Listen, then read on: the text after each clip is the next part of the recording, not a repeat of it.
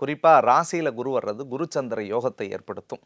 எண்ணம் தெளிவடையும், மனசு தெளிவடையும், மனசில் இருந்த குழப்பம் சரியாகும்.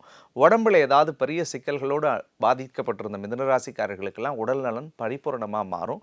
புதிய முடிவுகளை தெளிவோடு எடுத்து அந்த முடிவுகளில் அவங்க ஒரு பெரிய வெற்றியை பார்க்கக்கூடிய வருஷமாக இந்த வருஷம் இருக்கும். ரொம்ப குறிப்பாக 4வது இடத்துல இருந்த கேதுவால் ஏற்பட்ட சொத்து பிரச்சனை சரியாகும்.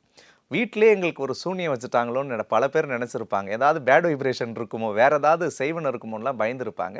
எதை நினச்சும் கவலைப்பட வேணாம். பகலவனை கண்ட பனி போல அந்த மனையில் இருந்த சிக்கல்கள் அத்தனையும் சரியாகும்.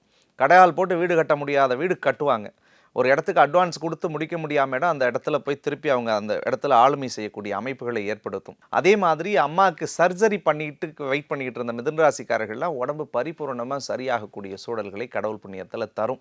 இது மட்டும் இல்லை, மிதுனராசிக்காரர்களுக்கு 10ல் வரக்கூடிய சனி பகவான் ஒரு பெரிய ஜாக்பாட்டை கொடுப்பார். அவங்க தகுதிக்கு மீறிய 3 மடங்கான ப்ரமோஷன் கிடைக்கும். தகுதிக்கு மீறிய 3 மடங்கான சம்பள உயர்வு கிடைக்கக்கூடிய வாய்ப்பை ஏற்படுத்தும். அப்பாவோட எப்போ பார்த்தாலும் சண்டையாகவே இருந்திருக்கும் கடந்த 3 வருஷமாக மிதுன ராசிக்கு. அப்பாட்ட எது சொன்னாலும் அவர் ஏற்றுக்க மாட்டுறாரு. அவர் ஒன்று சொன்னால் நமக்கு ஆக மாட்டுது. மிஞ்சி பேசினா வீட்டுக்குள்ளேயே சண்டை வருது. இல்லை நீங்கள் எங்கேயாவது போயிடுறீங்களா, நான் எங்கேயாவது போயிட்டா அப்படின்னு பல பேர் கேட்டுட்டு இருந்தாங்க. பட் தந்தையோட ஒரு இணக்கமான சூழல் இந்த காலகட்டங்களில் ஏற்படுங்க.